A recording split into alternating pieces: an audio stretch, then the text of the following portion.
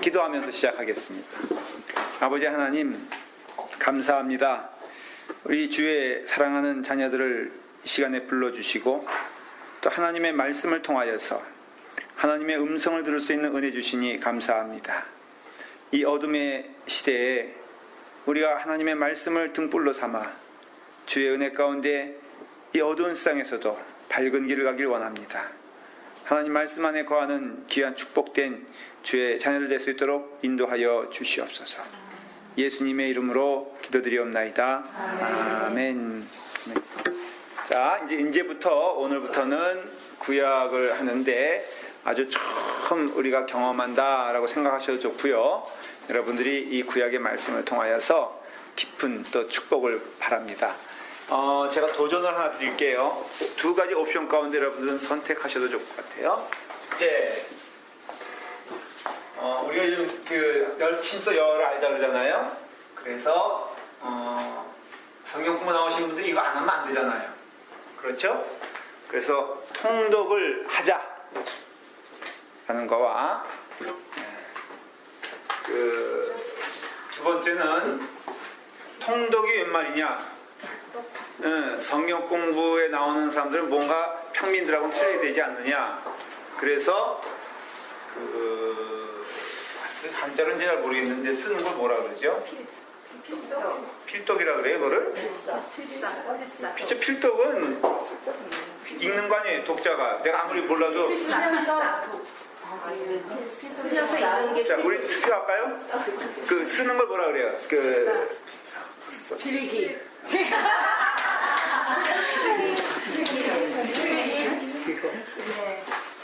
카피. 자, 그래서 여러분들에게 두 가지 옵션을 드리는 거예요. 하나는 통독으로 하자 하는 것. 무슨 소리냐? 이번에 성경 공부 쫓아가면서 한번 우리 써보자. 그래서 여기서 투표를 결정하는데요. 결정하면 자기 반대했더라도 그대로 따라가야 되는 게 민주주의 법칙인 거 아시죠? 나는 거 반대했는데 이게 안 통해요. 자, 어떻게 했으면 좋을까요? 빨리 이런 거 빨리 결정하고 가야 됩니다. 오늘. 통독. 쓰는 거 힘들어요. 그러면 저기 카피 쓰는 거. 시 쓰는 거 말고 컴퓨터로 이렇게 타이핑은 괜찮을까요? 그게 요즘 시대에 불신의 시대이기 때문에 그거를 아니 그게 아니라 본인한테 유혹이 될까봐 물론 쓰는 걸 내가 믿는데 어떤 때는 바쁘고 그러면은 그거 찍혀가지고 카피해오는 거는 그거는 오케이 우리 베이사인 같이 저런 분도 참 그러면 어찌됐든 아는데 가다듬어. 그래요. 우리 베이사님은 지금 어쨌든 이건 내 카피인데 이게 타이프 붙이는 거 오케이 좋아요. 또 다른 의견? 네? 읽고 쓰고. 지금 쓰면서 읽고 쓰고. 읽고 쓰고 되잖아요. 그러면은 이 교회는 민주주의가 아니라 내가 보기에는 그 교회는 민주주의가 아니라 신본주의라고 믿습니다. 그래서 지금 이렇게 하나님의 음성을 내가 들어보니까는 역시 서집사님이 그 하나님의 음성을 태어나는 것이 아닐까. 늘 예언자는 외롭잖아요. 사람들이 이거 한번 쓰는 게 뭐 어렵다고. 이게 슬슬 집에서 애 보면서 권사님. 그래 목사님 애 보는 거요 쫓아다녀야 돼요. 이거 쓰면서 언제 줬다. 근데 읽는 건 이따가 가서 이렇게 하고 이거 앉혀놓고 되지만 이거는 못하면 사적이지만 제가 인터넷에서 하나 봤거든요. 진짜 재밌는 장면. 엄마가 애 보라고 시켰어요. 6살짜리한테. 그 딸 아이인가 봐. 그러니까 얘가 놀고 싶은 거야. 그래서 어떡하냐면요. 아이패드 이렇게 이렇게 보면서 발가락으로 이렇게 하면서 젖병을 이렇게 묶었더라고 자기 발에다가. 그래가지고 젖병을 주는 거 봤거든요. 감동 그 자체더라. 완전 스마트하게 돌아다니는 애예요. 우리 상관없어. 자, 제가 이건 여러분들에게 그러나 일단 그래도 최소한 통독하겠다 그랬으니까 저는 사실은 이게 목표였거든요. 이거 건강 대신 기대가 안 했는데 제가 통독이냐 아니냐고 물어보면 틀림없이 여기 또 안 하겠다는 사람 나올 것 같아서 제가 2개 가운데를 물어봤어요. 그러니까는 통독하는 겁니다. 자, 그래서 부지런히 적어도 우리 1독은 보통 분들 하시는 거고요. 여러분들 한 2독을 하루에 6장씩만 하면 됩니다. 자, 기쁜 마음으로 하시길 바라고요. 그래서 이제부터 이번에 목표는 구약입니다. 어쩌면은 이게 어나더 3년 걸릴지도 몰라요. 그러나 저희는 이렇게 물량적으로 이거다, 또 이것이 꼭 믿음의 어떤 그 완성이다 그렇게 믿지 않습니다. 여러분들이 그냥 이 자체에서 기쁨으로 수요일 날 딱히 그래도 어디 갈 데도 없고 그러니까 가서 말씀도 듣고 또 끝나면 점심 있어요. 네. 점심을 줍니다. 이 인원이 많아지면 이것도 힘든데 하여간에 점심 먹으며 가면서 기쁨으로 함께 마음을 나누시길 바래요. 이제 우리가 이제 오늘은 좀 개론 시간입니다. 제가 이제부터 그 창세기부터 말라기까지 이제 하는 동안 저의 어떤 방향성은 무엇이냐면은 여기는 신학교가 아니잖아요. 그래서 최대한 여러분들의 눈높이에 맞춰서 하려고 합니다. 그러나 이 내용이 대단히 어떻게 보면은 좀 이렇게 깊이 있는 내용 될 수 있기 때문에 여러분들이 그걸 아시고 그러나 다 알아들 수 있게끔 그리고 질문의 시간을 드릴 때는 질문하셔도 좋고요. 끝난 다음에 질문하셔도 좋습니다. 제가 좀 도전이 되는 거는 이 불교 신자들은요 굉장히 열심히 해요. 여러분들 불경 얼마나 읽는 줄 아십니까? 불교 신자들이 이슬람 사람들은요 그 코란을요 거의 외웁니다. 심지어는 필리핀 사람도요 코란을 그 아랍말로 외웁니까? 필리핀 말로 외웁니까? 그거 아세요? 아랍말로 외워요. 왜냐하면 거기에는 그 코란 자체가 그 어떻게 보면은 이게 경건성이 있기 때문에 러시아 사람도 아랍말로 읽고요. 그러니 어떤데 제가 도전이 되는 거예요. 그 사람들은 이제 보통 외우는 게 아니라 아주 그냥 달달달달 외울 정도로 그 사람들에게는 아주 깊이가 있다는 것을 알 수가 있어요. 모든 종교가 어떤 의미에서는 정성으로 말하면은 깊이가 있습니다. 물론 우리는 정성으로 구원받는 것이 아니다라는 것 때문에 어떤 때 보면 거꾸로 너무 그것을 무시하는 경향이 있는데 왜요? 하나님도 정성을 기뻐하시고 정성을 가지고 나오라고 했거든요. 그래서 여러분들이 이제는 우리가 가는 동안 하나님의 말씀은 적어도 우리의 등불이잖아요. 그래서 이 말씀에는 좀 이렇게 정통했으면 좋겠고요. 그 다음에 이제는 몰라요 그런 얘기보다도 참 이 깊이가 나에게 참 기쁨을 줍니다. 한 번 배운 사람은 2번 배우고 싶은 것이 더 깊이가 있다는 뜻이고요. 마치 비유를 하자면 옛날에 그 칡뿌리 먹어보신 적 있어요? 네, 다 먹었죠? 그 칡뿌리의 특징이 뭔지 아십니까? 예, 그래서 씹으면 씹을수록 깊은 맛이 나는 게 남에 대한 험담하고 그 다음에 2번째는 칡뿌리라 그래요. 그러니까는 이게 인간의 그 심성상 씹어야 되는 건데 그러니까 엉뚱한 거 씹지 말고 성경을 씹으시길 바랍니다. 그래서 성경을 하나하나 씹어가면서 그 말씀 가운데 등불임을 믿고 목회자인 저도요 제일 행복할 때가 이 말씀을 이렇게 나눌 때 그때 굉장히 행복하더라고요. 그런 가운데 힘이 나는 것 같아요. 그런 가운데 뭐 탁구도 의미가 있고요. 지난번에 족구하는 거 남자들 보니까요 진짜 이 사람들 스트레스 많은 사람들이야. 얼마나 목숨 걸고 하는지요. 그래가지고는 하여간 제가 보면서 감동을 받았는데 우리 그런 열심으로 우리가 갔으면 좋겠어요. 그래서 첫 번째 대상은 평신도에게 제가 하는 것이다. 그리고요 2가지 이제 잡을 할 겁니다. 첫째는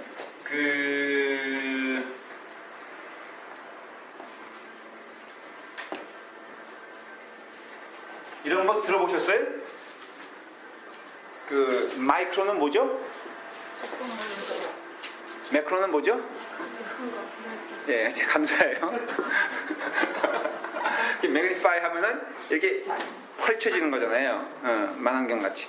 그 다음에 마이크로 하면은 이렇게 현미경 같이 보잖아요. 이 2가지를 다 할 거예요. 쉽게 말하면은. 그래서 이것은 이것 통해서 이해가 돼야지 이해가 되고요.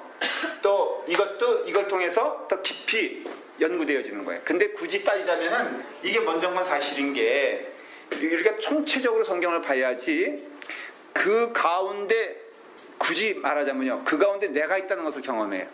이해가 되시길 바라요. 자꾸 이게 나를 내 문제로 보면요 답이 없어요. 너무너무 이 막막하고 힘들고 어려워요. 그런데 이것이 하나님의 눈으로 보면요 이게 이해가 되는 거라.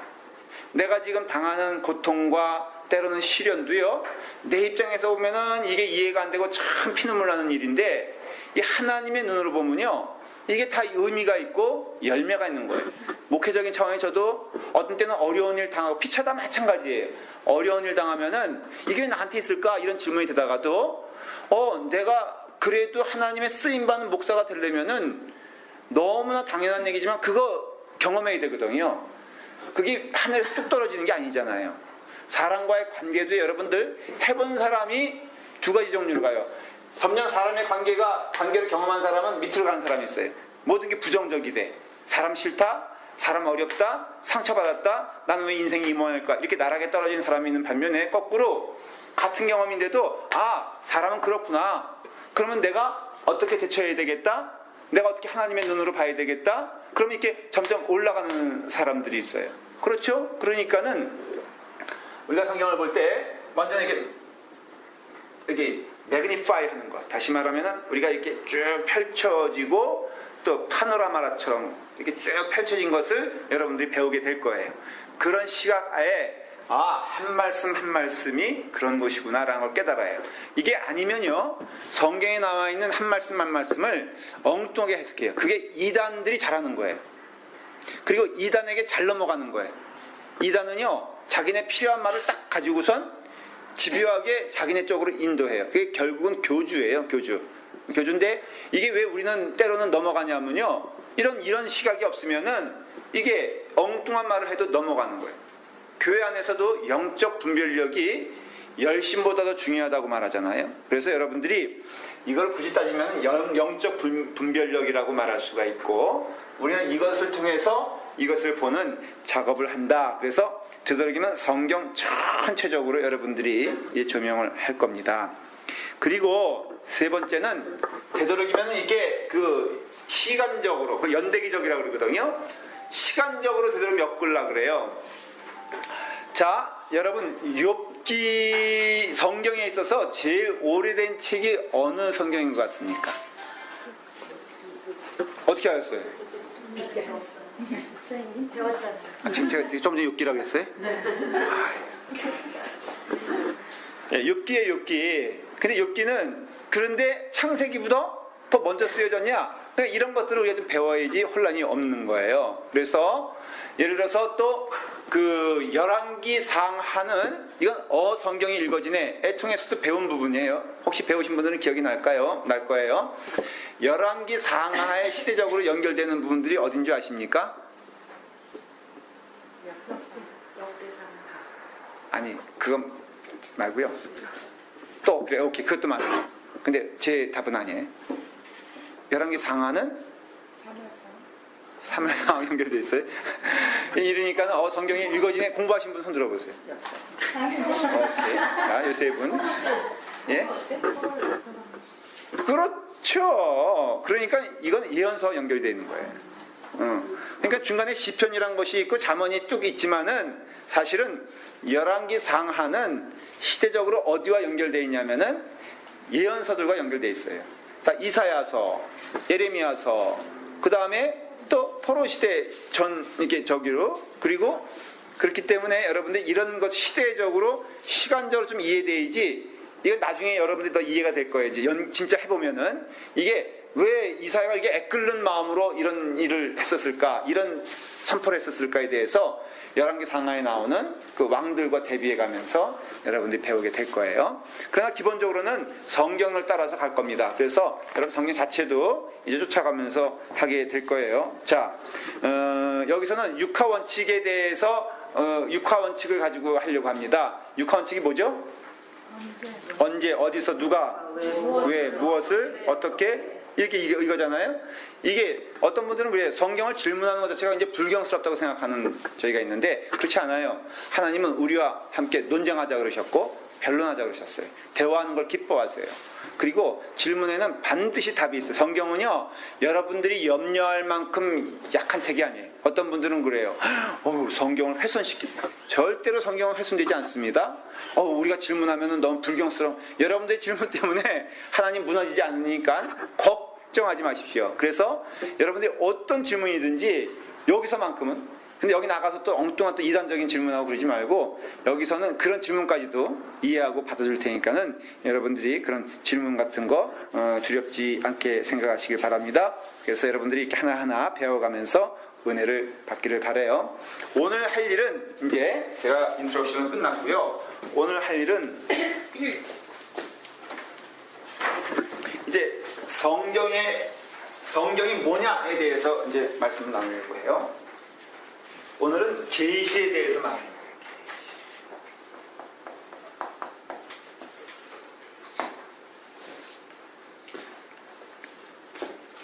성경이 계시다라는 걸 믿으세요? 예, 성경이 계시다 그러면은 이 계시란 뜻은 무엇일까?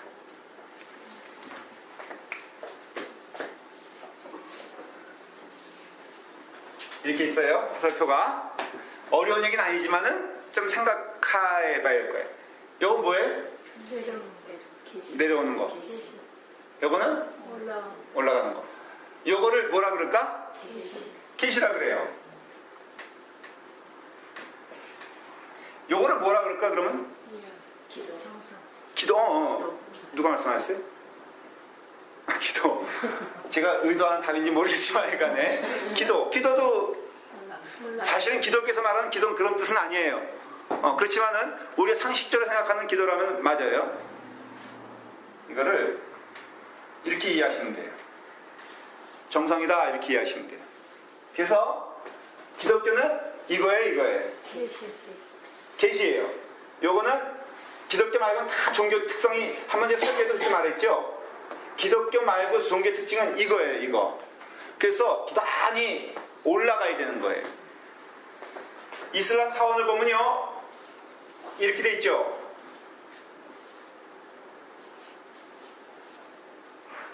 그림이 이게 대강 뭔지 아세요? 네? 이게 뭐예요? 이슬람 사원은요, 탑이 몇 개인 줄 아십니까?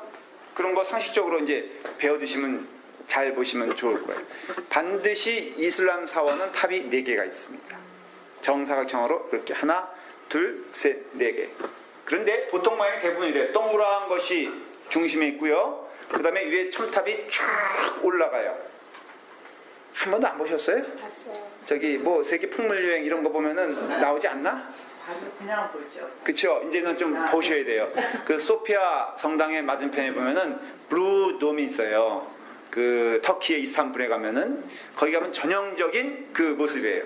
그래서 쫙 이것이 4개가 있어요. 여기는 하나님이 있어요. 그들이 말하는 하나님이 있어요.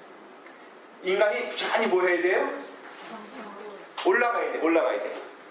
그래서 이슬람에서 가장 강조하는 건 선행이에요. 선행.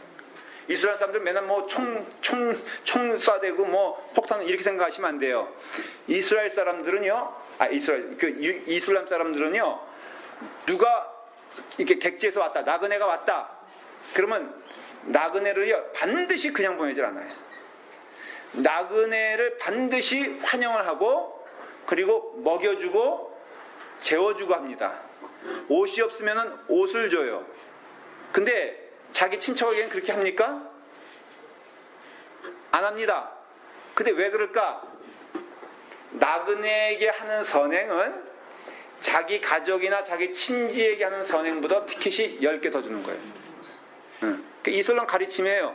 그러니까 낯선 자에게 이게 은혜를 베풀면요, 자기 친지에게 예를 들어 하나의 공적이라면은 나그네에게 한 것은 10개의 공적이야.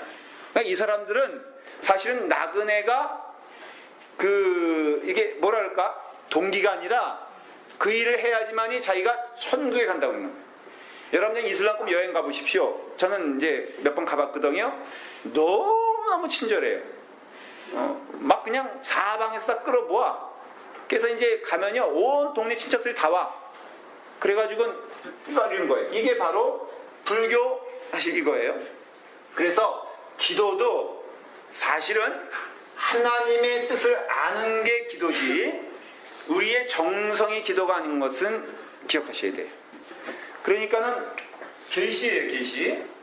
근데 성경이 뭐냐라는 질문에 답이 뭐예요? 성경은 계시예요. 그러니까는 너무나 분명한 얘기인데 우리는 성경을 통해서 누구를 봐야 돼요? 하나님을 봐야 돼요.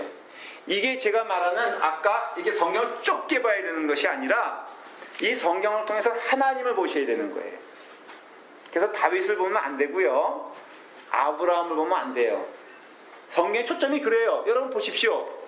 사실 아브라함에 대한 창세기 12장부터 나오는데 아브라함의 인격에 대해서 이 성경이 설명하고 있는 것 같습니까? 읽어보면 이제 여러분들이 읽어보는 대로 제일 많이 읽은 부분이 그 부분일 테니까 한번 창세기 그 아브라함이 나온 이야기를 쭉 살펴보면은 아브라함을 소개하려는 것 같아요? 하나님을 소개하려는 것 같아요? 그렇죠? 가만히 이제 지금 읽은 내용을 살펴보면은 아브라함의 인격에 대해서는 별로 관심이 없어. 가만 보니까 하나님이 어떻게 아브라함을 이끌어내셨는가에 대해서 말하고 싶은 거예요. 성경은. 다윗을 보면은 다윗에 대하여 성경은 말하고 싶은 게 아니에요. 다윗이 착하다 이런 걸 말하고 싶은 게 아니에요. 다윗에게 역사하시는 하나님을 소개하고 싶은 것이 성경인 것을 알 수가 있어. 그렇죠? 베드로가 어떤 사람이냐, 얼마나 착하냐, 그가 얼마나 하나님께 신실했냐를 말하고 싶은 것이 아님을 우리는 알 수가 있어요. 이제 그런 눈으로 보면은 그 베드로를 끝까지 사랑하시는 예수님에 대해서 말하고 싶은 거예요. 그래서 성경은요, 하나님에 대해서 말씀을 하시는데 굳이 말하자면은 성부 하나님, 성자 하나님, 성령 하나님에 대해서 말하고 싶은 거예요. 그래서 구약은 하나님이 선지자들 통해서 말씀하시고 신약은 예수님이 말씀하신 것을 기록한 거예요. 쉽게 말하면은. 그래도 하나님이시잖아요. 그렇기 때문에 여러분들이 이 성경을 통해서 봐야 될 초점이 뭐냐면요, 인간이 아니에요. 인간이. 사람이 아니고 하나님이신 것을 발견해야 돼요. 이게 여러분들이 가장 실수하는 문제예요. 성경을 내 인생에 잘잘한 복 주시려고 이해하는 경우가 많아요. 그런 점에서는 저 식당에 붙어있는 그 성경 구절들은요, 그 의도는 우리가 이해가 되지만은 다 오용되는 거예요. 들어오나 나가나 복 받는다. 뭐 내가 지경을 넓혀주리라 이런 말씀은요 전혀 우리가 생각하는 그런 뜻이 아니면 알 수 있어요. 그러면 목사님 그거 그냥 은혜 받으면 되는 거 아니에요? 그렇지 않습니다. 그 말씀이 잘못되었을 땐, 해석되었을 때는요 결코 신앙이 될 수가 없어요. 열심은 있죠. 그래서 구약에 나온 그 이스라엘 백성들은 하나님의 백성임에도 불구하고 하나님의 뜻에 순종한 사람이 아니었다는 것이 결론이에요. 그런데 그 사람들이 열심히 없었느냐? 아니요. 열심히 있었는 거 우리가 알아요. 매일 제사 드렸죠. 매일 성전에 왔죠. 매일 기도했죠. 매일 하나님의 이름 부르짖었죠. 그랬는데 하나님의 입장에선 전혀 그들은 하나님의 백성이 아니었으며 하나님의 뜻에 순종한 것도 아니에요. 이게 바로 이게 괴리예요. 그러니까는 사람의 입장에서는 내가 그렇게 열심히 했는데 왜 하나님은 나를 모른 척 하시냐 그거고, 하나님은 니들이 언제 열심히 냈냐? 아니 내가 매일 성전 문턱을 닳도록, 야 악한 마음으로 성전 문턱 달라드는 것은 그건 나를 모욕하는 것이다 라고 말을 해요. 그래서 성경은 철저하게 하나님의 말씀인 것을 인정해야 되고, 이제부터 우리가 여행을 하는데 하나님의 계시인 것을 인정하는 거예요. 이게 없으면요, 어떤 분이 그런 질문을 했다고 그래요. 저한테 한 질문은 아닌데 성경의 그 믿음에 대해서 혼란이 오기 시작했다는 거예요. 근데 이분이 어떻게 가르침을 받았냐면 이렇게 가르침을 받았다는 거예요. 성경은 콘스탄틴 황제가 자기에게 유리하게끔 하기 위해서 회의를 통해서 자기 입맛에 맞게 만든 게 성경이다. 어디서 그런 성경 공부를 배웠나 봐. 이 이야기가 맞아요, 틀려요? 틀려요, 맞아요. 자, 앞서 나간 얘기지만 이 66권은 어떻게 결정이 됐을까요? 딱 예? 하나님의 감동에 의해서. 예. 근데 사실은요, 이거는 회의를 통해서 결정된 거예요. 예. 구약은 주후 90년도 얌니아 회의에서 구약이 결정됐어요. 39권이. 그 다음에 신약은 컨스탄틴 대제. 맞아요. 이 컨스탄틴 황제 이후에 기독교가 국교화되면서 회의를 했어요. 다. 그래가지고 그 가운데 여러 사본들이 또 따라다니고 있어요. 우리 뭐 베드로 전후서 이렇게 있지만요. 여긴 도마서도, 여긴 없지만은 도마서도 그 일종에 다니고 있었고요. 그 다음에 여러 사본들이 다니고 있었어요. 그러니까는 혼란을 피하기 위해서 회의를 했어요. 컨스탄틴 그 황제가 소집을 했어요. 그래서 회의해라, 결정해라. 그래가지고 만들어진 게 뭐예요? 27권의 신약이 결정됐어요. 그러니까는 39권의 구약과 그 다음에 신약이 27권을 다 우리는 정경화로 인정한다. 그래서 66권이 숫자가 결정된 거는 그건 인간의 회의를 통해서 결정했어요. 그러니까는 이런 이야기가 나오는 거예요. 어떤 사람들은 그러니까 성경에 이 무효할 수도 없고 인간의 어떤 그 결정에서 결정된 거기 때문에 나는 이거 인정할 수 없다라고 누가 가르쳤겠지. 그리고 거기에 누가 배웠겠죠. 그러니까는 그렇게 따지면 또 우리는 기대하는 게 몰몬교 같은 거를 몰몬경이라고 아세요? 몰몬경은 누가 줬어요? 그 타종 이게 그런 어떤 엉뚱한 것도 좀 알아야 돼. 몰몬경은 누가 줬어? 네? 영아저씨? 여러분 그 하와이에 가면요. 하와이 가면은 그 폴리네시안 센터 있잖아요. 가보신 분? 하와이? 네, 두 분이 그럼 내주세요. 네, 맘 놓고 얘기해도 되겠다. 그 폴리네시안 컬처 센터라고 민속촌이라고 있어요. 있는데 그게 바로 그 몰몬교에서 만든 거예요. 예. 그 하와이는요 몰몬교의 제2의 성지예요. 몰몬교는 세 가지의 성지가 있어요. 동부에 하나가 있고요. 그 다음에 유타주가 있고요. 그 다음에 하와이예요. 하와이의 성지냐면은 예수님이 돌아가신 후에 십자가에 돌아가서 4일 동안 어디가 있었느냐? 하와이에 오셨다는 거예요. 아 진짜요. 그 폴리네시안 컬처 센터의 옆에 몰몬 템플이 있어요. 아주 하얗게 된 건데 너무너무 잘 졌어요. 거기 가면 열심히 인디안들에게 전도하고 있는 예수님의 모습이 쫙 그려져 있어요. 그리고 우리 같은 사람 가면요 반드시 누가 한 사람 붙습니다. 어디서 오셨어요? 한국말로 그래. 저 서울에서 왔는데요. 서울 어디서 오셨어요? 네, 어디서 왔는데요. 혹시 주소 하나 주실 수 있어요? 왜요? 우리가 좋은 소식 전하려고 합니다. 그럼 서울 지부에 연락해가지고 딱 가는 거예요. 근데 이 몰몬경은요 자기들 주장으로 말하면은 모세가 십계명 돌판받은 것처럼 그 창시자인 그 몰몬 창시자가 브레임 영은 아니고요. 그 사람은 제 2인자고 갑자기 예? 맞아, 땡큐.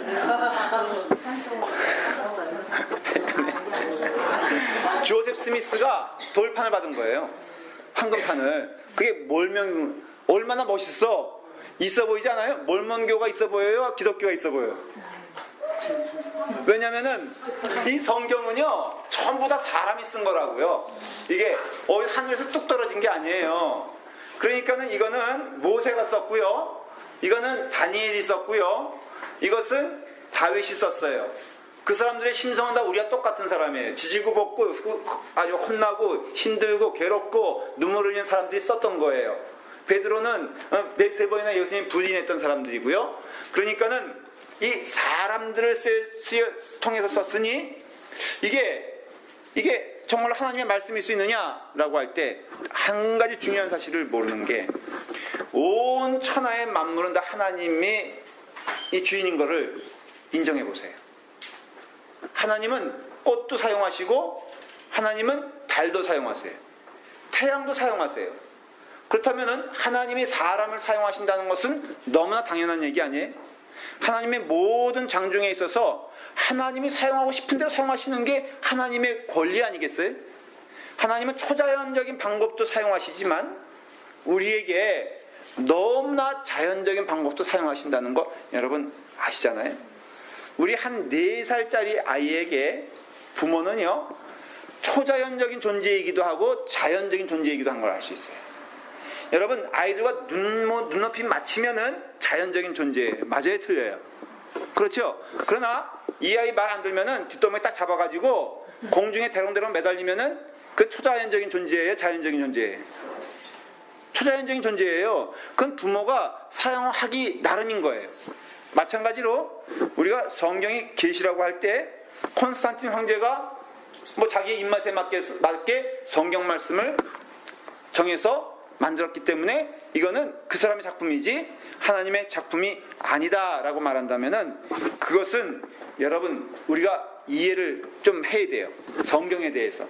그래서 여러분들이 오늘 계시에 대해서 말을 하게 되었을 때 그때 여러분들이 그게 무슨 의미인가라는 것을 아시길 바랍니다.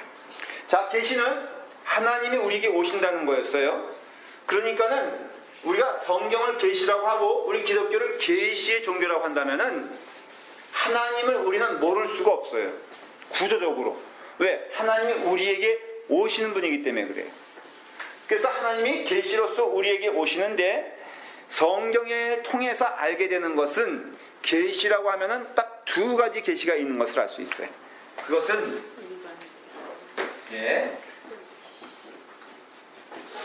그 공부한마다 잊어먹으라 그랬죠. 그러니까 이 강사를 이게 그 낙심하게 하지만 그래요. 그러면 한번 물어볼게요. 최경영. 몰라 고까지.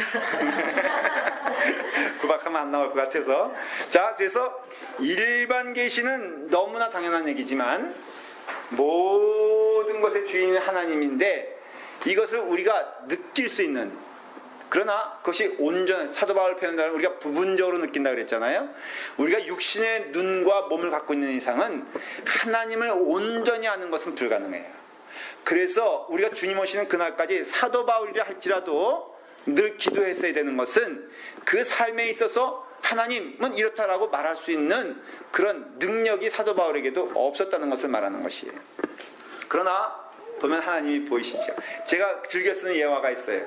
그 백인 할머니가 그 랭캐스터의 그 파피 필드 양귀비 그 필드에 가서 제가 쭉 이렇게 보고 있는데 갑자기 백인 할머니가 저는 어디 가도 넘치는 인기에 대해서는 제가 주체하지 못해서 그래서 백인 할머니조차도 저한테 작업을 거시더라고요. 그래서 제가 이렇게 보고 있으니까 백인 할머니 자매인 것 같아요. 산책 나오신 것 같아요. 근데 저를 딱 보더니 야, 하나님이 지으신 새가 참 아름답지 않냐.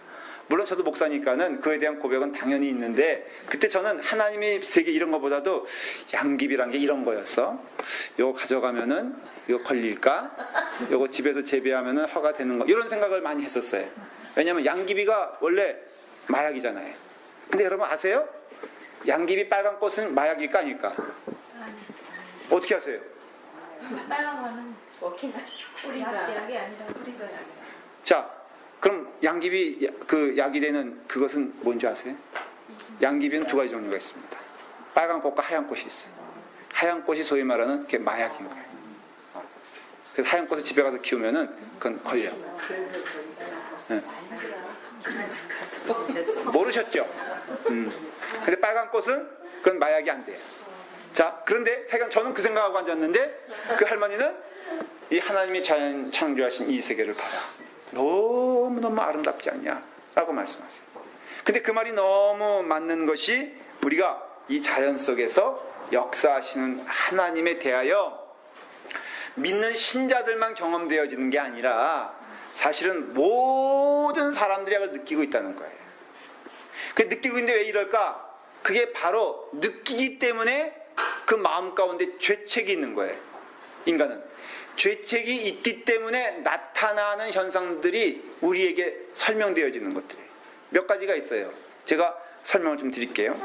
자, 일단은 일반 계시라고 했을 때 첫째는 우리에게는요 하나님을 아는 지식이 본능적으로 있다는 거예요. 본능적으로. 로마서 1장 19절에 보면은 이는 하나님을 알만한 것이 저희 속에 밝히 보임이라 하나님께서 이를 저희에게 밝히 보이셨느니라 그랬을 때 이 저희는 누굴 말하냐면은 세상 사람들을 말하는 거예요. 이건 신자들을 말하는 게 아니야. 그러니까는 신자들에게만 밝히 보이는 게 아니라 저희들에게, 이거는 신자를 포함한 모든 영혼들에게 하나님을 알만한 것을 보여주셨다는 거예요. 누가? 하나님이 보여주셨다는 거예요. 그러니까는 세상 사람들도 사실은 하나님을 보고 있는 거예요, 아니에요? 보고 있는 거예요. 근데 안 본 척 하는 거지. 왜? 그 삶 가운데 죄가 있기 때문에 이 죄가 드러나는 것이 너무너무 싫은 거예요. 그래서 인간은요, 본능적으로요, 그런 것이 있어요. 자기를 드러내는 것을 굉장히 부담스러워 합니다. 여러분, 그래요, 안 그래요? 여러분, 누가 여러분에 대해서 이렇게 샅샅이 아는 거를 좋아하나요? 아니면 기뻐하나요? 여자들이 선악과는 누가 따먹었어요, 먼저? 여자가 따먹어. 그래서 여자의 죄가 더 커요? 남자의 죄가 더 커요? 그렇죠. 그래서 여자들이 화장을 하는 거예요. 왜? 자기의 본 모습을 보이는 게 너무 두려워서 이게 어떤 분은 계속 화장하지 않은 얼굴로는 인생에 나가고 싶지 않다 그래요. 사람들에게. 여기는 수혜상에 오신 분들은 다 그래도 용감하잖아요.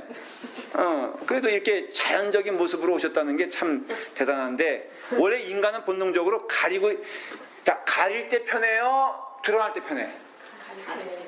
가릴 때 편해요. 그렇죠? 왜 그럴까? 사실은 무대에 서기 좋아하는 사람, 그 사람들도요, 그게 가리는 거라고, 그거 사실은. 그러니까는 여러분들 이건 심리적으로도 우리가 고백할 수밖에 없는 것이, 이게 인간은요, 가리는 데 편하고요, 숨는 데 편한 이유가, 그건 인간이 하나님 앞에 숨고 싶어 하는, 이게 내추럴한 거예요, 이거예요. 그래서 아담과 이브가 죄악 가운데 거하게 됐을 때 가장 먼저 한 일이 뭔지 아십니까?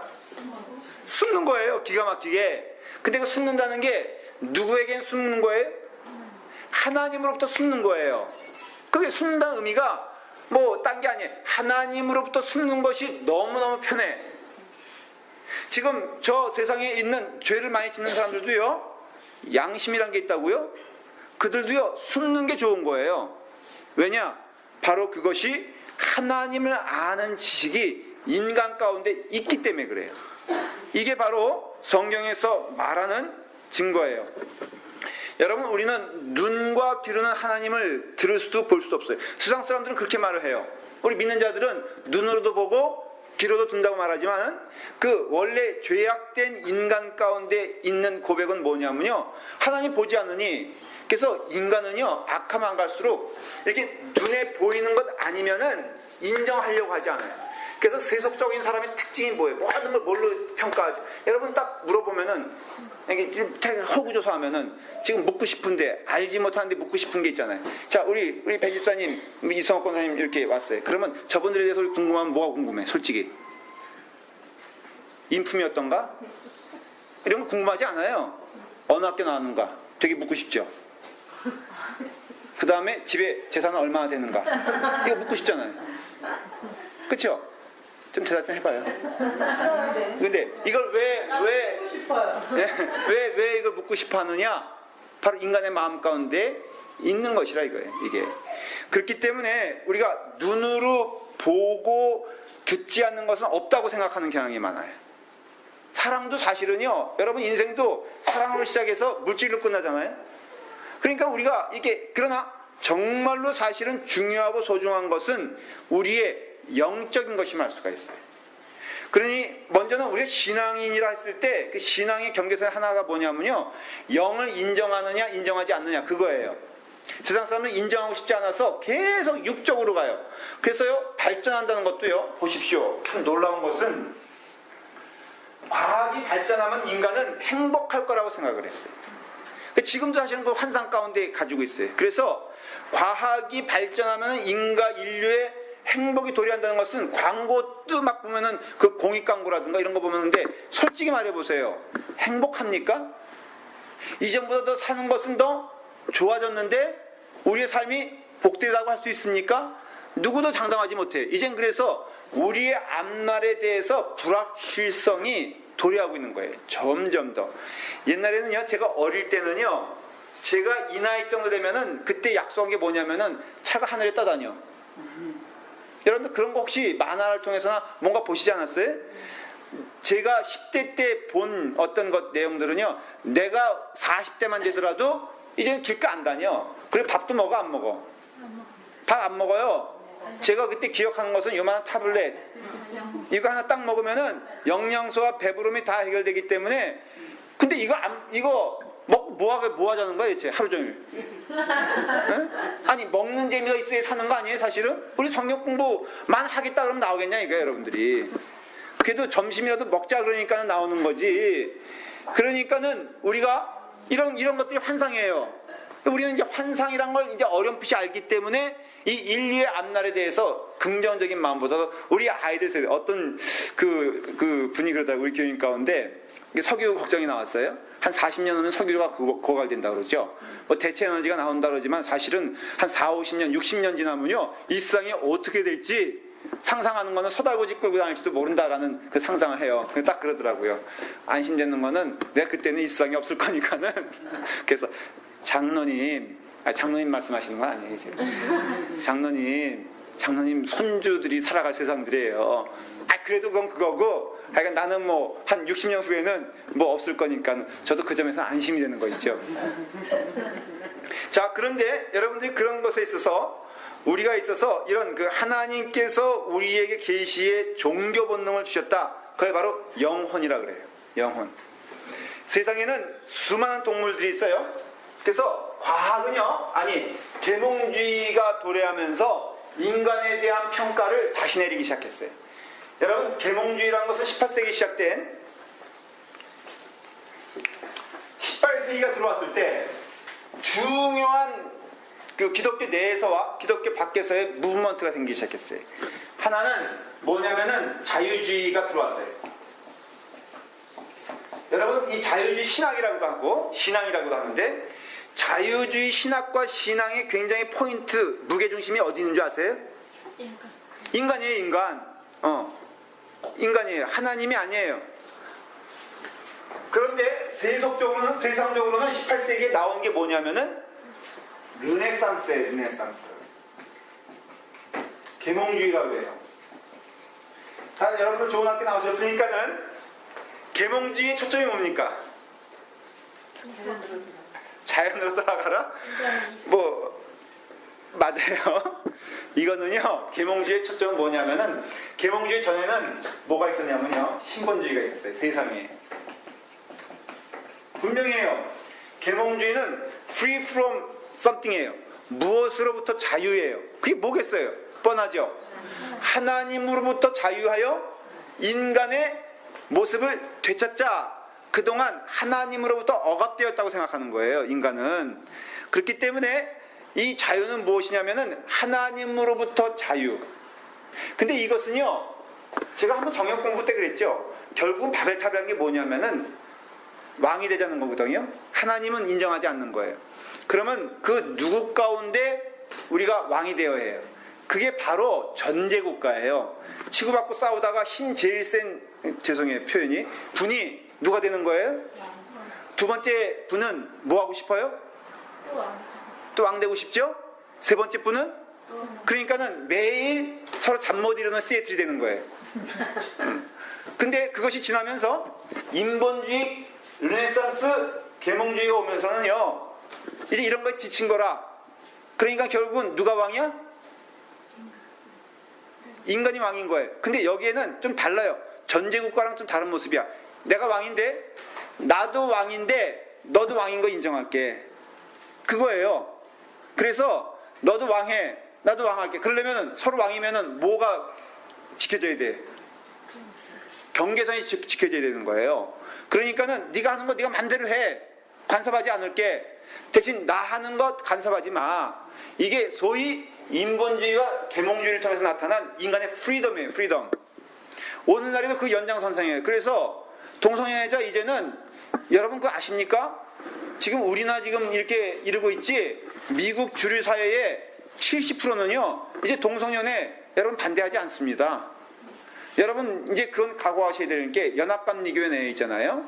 여태까지 이것이 투표에 올라가면은 부결됐어요. 동성연애를 인정하자는 게. 근데 그 퍼센테이지가 뭐냐면은 45대 55였어요. 근데 이것이 수년 내에 역전돼가지고 틀림없이 연합감리교회도 여러분 동성연애에 대해서 지지한다라는 성명서가 나올 거예요. 일단 걱정이 돼요. 그러나 인정을 해야 돼요. 그래요. 지금 장로교는 이미 7년 전인가 8년 전에 그것을 인정을 했어요. 그 다음에 루터교도 인정을 했어요. 이게 흐름이에요. 근데 문제는 뭐냐면 답이 없는 거예요. 동성연애 그건 그들의 취향이잖아. 그러니까는 그건 니들이 왕해. 나는 동성연애 안 한다 할지라도 니들의 권리를 침범할 생각이 없어. 난 리미 언론. 난 내가 왕이니까 내가 하고 싶은 거 해. 그게 세속적인 법의 테두리 안에서 마구 인간들이 가는 모습이에요. 근데 그것이 결과가요, 행복을 주지 못하거든요. 이게 동물과 인간에 있어서요, 지금 이게 다루는 것이 뭐냐면은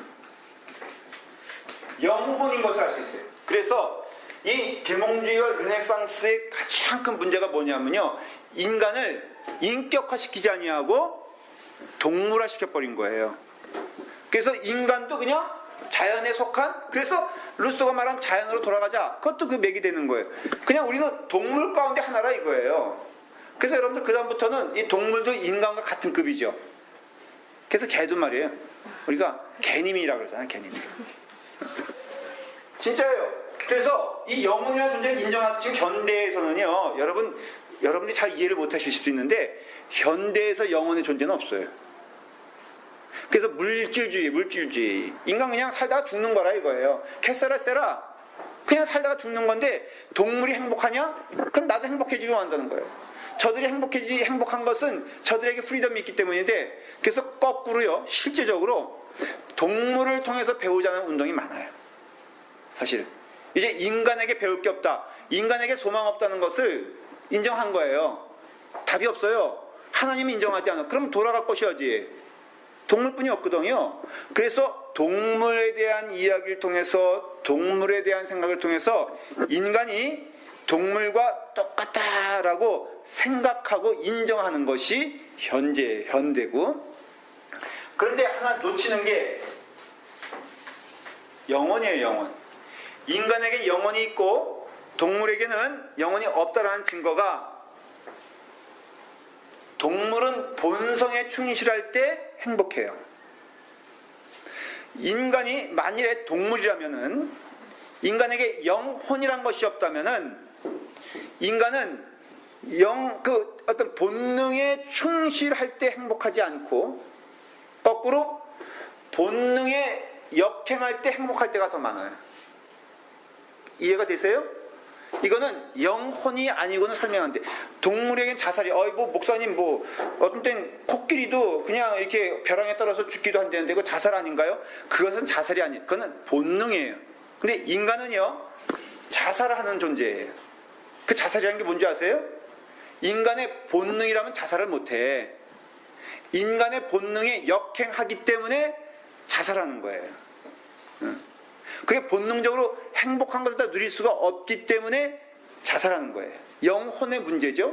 그러니 세상 사람들도 인정하든 인정하지 않든, 그 유괴사변 때 이제 공산군이 포로 잡아가지고 막 하는데 비행기가 막 와서 폭격을 하더래요. 그러니까는 다 숨잖아요. 그때 공산군이건 포로든지 숨는데, 숨어서 이렇게 보니까요, 공산군이 기도하고 있더래. 하나님 도와주세요. 그러니까 이렇게 믿지 않는 그 공산군이라 할지라도 그 본능 가운데에는 하나님이 있다는 것이죠. 이게 영적 치열한 싸움인데요, 심지어는 이 인본주의자들, 계몽주의자들, 이 연상성에 있는 공산주의가 다 이런 얘기했어요. 1세기 안에 소위 민중의 아편이라고 할 수 있는 종교는 흔적도 없이 사라질 거라고 했어요. 흔적도 없이 사라질 거라고 했어요. 근데 오늘날의 교회가 약화됐죠? 기독교가 많이 쓰러지는 것 같죠? 이거는 성경에 예언되어 있는 것이고, 그 점에서는 우리는 그 마지막 때가 언제인지 모르지만 하나님이 약속하신 그 시간까지 신앙은 무너지지 않아요. 그리고 하나님의 그 권능과 권위도 무너지지 않아요. 인간이 종교 없으면 살 수 있다? 천만에요. 어떤 형태든지 종교 만드는 거 아십니까? 여러분, 다를 뿐이지요, 종교적인 형태가 비슷합니다. 우리 막 부흥회 때 은혜 받아 박수 막 치고, 그것도 은혜죠. 제가 우리 집사람과 징글볼을 간 적이 있거든요. 그 징글벨이 아니고 징글볼이에요. 그래서 키스 FM에서 주관하는 그 샤키라라고 혹시 아세요? 몰라요? 저희가 그 크리스마스 때문에 음악회 한번 가자고 해서 내가 급하게 너무 인터넷에서 예매하느라고 난 징글벨인 줄 알았더니 그 징글볼이었어. 딱 정장하고 갔더니요, 평균 연령이 17살이야. 그 샤키라 그런 사람들이요. 그 소위 우리나라 말하면 뭐라 그럴까?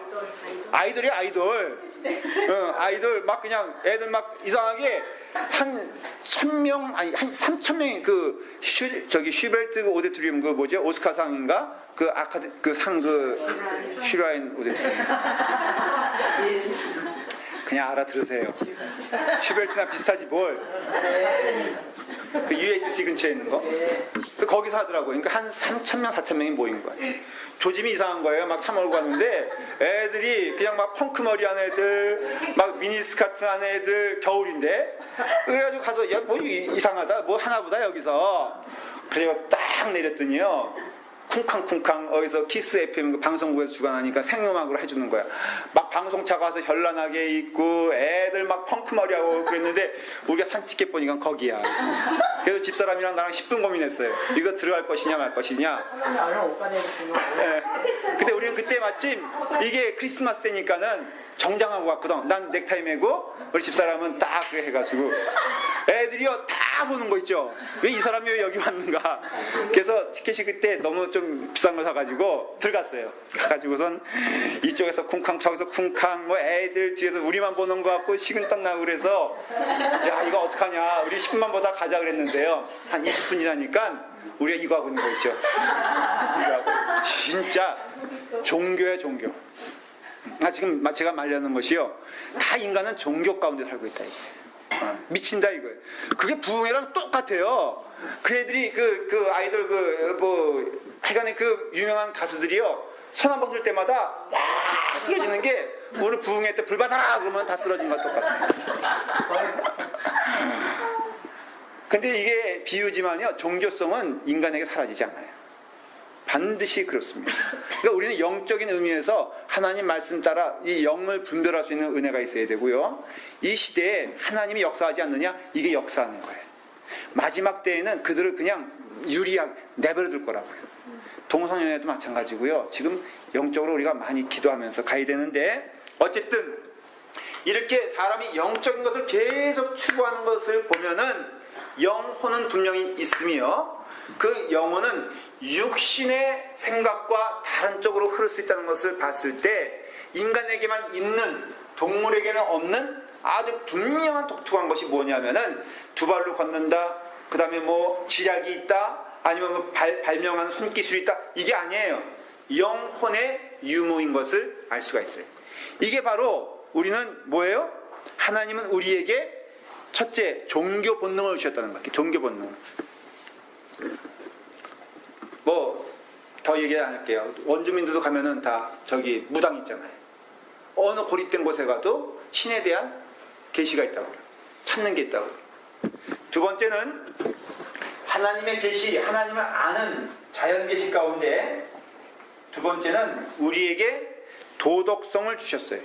이 도덕이라 그러니까는 여러분들이 좀 이해가 안 되는데 양심이다 그러면 이해가 될 거예요.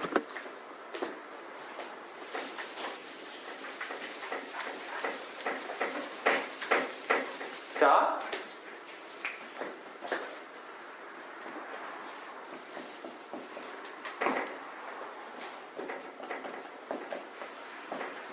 양심과 영혼은 뭐가 틀린가?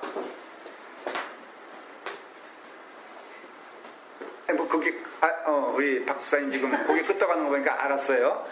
양심과 영혼은 뭐가 틀려요? 서로 비슷한 것 같아요. 비슷한 것 같아요? 영혼은 안 보이고 영심은 보이는. 아니 저기 당신은 죄송해요 당신이라 그래서 김혜수 씨는 대답 좀 하지 마세요. 자꾸만 딴 사람도 대답할 수 있는 기회가 있는데 이렇게 여기 뭐라 그랬어요? 여기? 비슷하다. 영혼이 있기 때문에 양심이 보인다, 안 보인다. 아? 영혼은 영어로 말하면 the image of God이에요. 이걸 뭐라고 해석해죠? 우리 하나님의 형상, 성경에서 맨날 말하는 하나님의 형상 그러잖아요. 그 하나님의 형상이 뭐냐면 영혼이에요, 영혼. 쉽게 말하면은 물론 이거에 대해서 조금 틀릴 수도 있어요. 그런데 우리가 에덴 동산에서 훼손됐다 그랬을 때 그 훼손이 뭘 훼손하는 것이냐? 라는 질문을 할 수가 있잖아요. 우리가 육적인 데미지도 입었어요, 안 입었어요? 입었어요. 육적인 데미지는 뭐가 입었을까요? 네? 추위를 탄다. 죽는다. 이거 다. 그 다음에 콜레스테롤 걸린다 안 걸린다. 그러니까 타락하기 전에는 뭘 먹어도 걸렸어 안 걸렸어?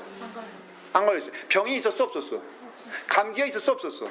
없었어요. 실제로 이걸 조사하기 좋아하는 사람들은 피부 노화는 자외선이 이렇게 아주 그냥 극약이라 그래요. 그래서 에덴 동산에는 자외선도 없었다는 거예요.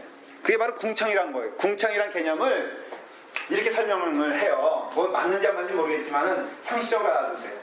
이게 이제 지구잖아요. 지구. 궁창은 뭐냐면요.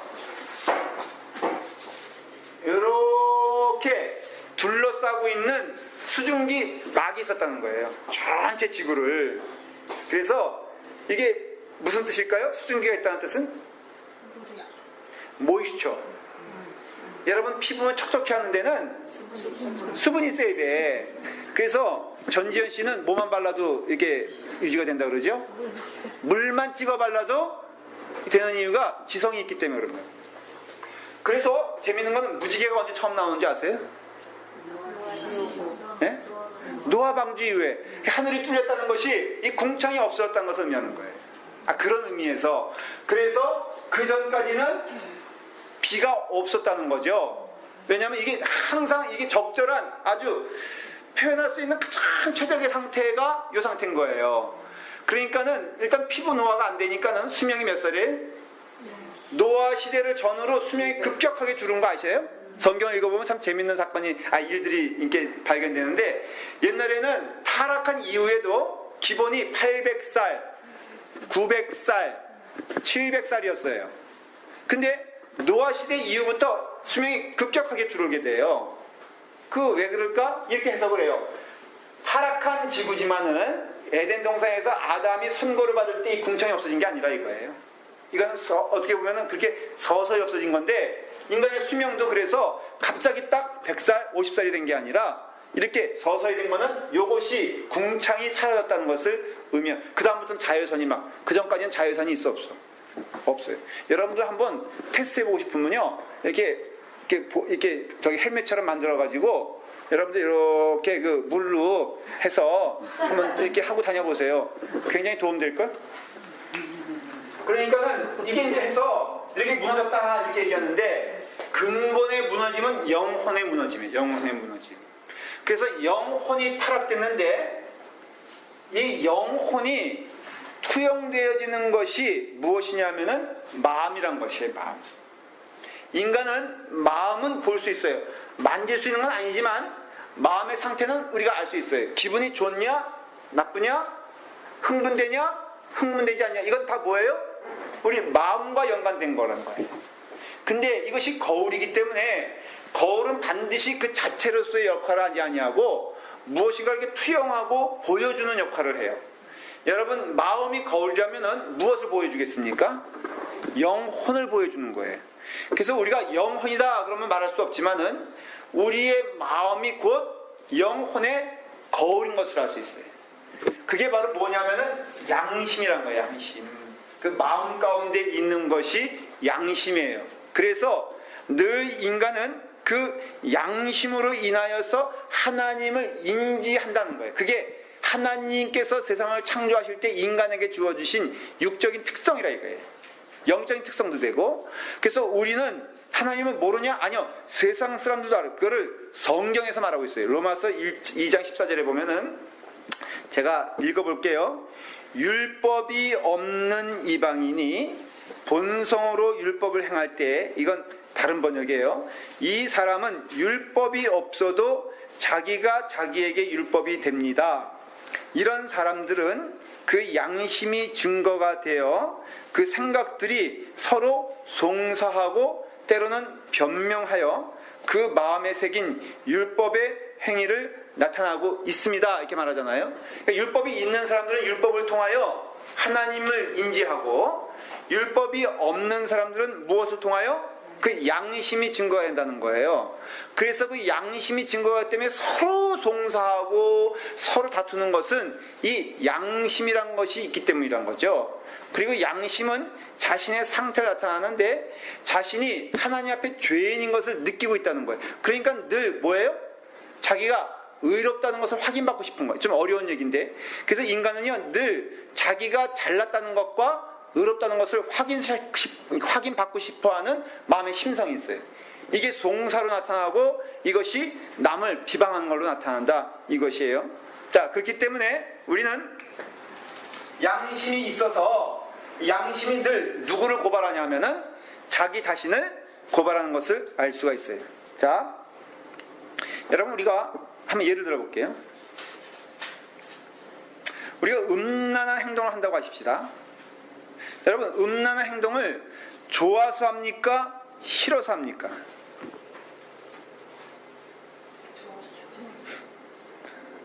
뭐 지금 대화가 좀 약간 주제가 좀 껄끄러워요?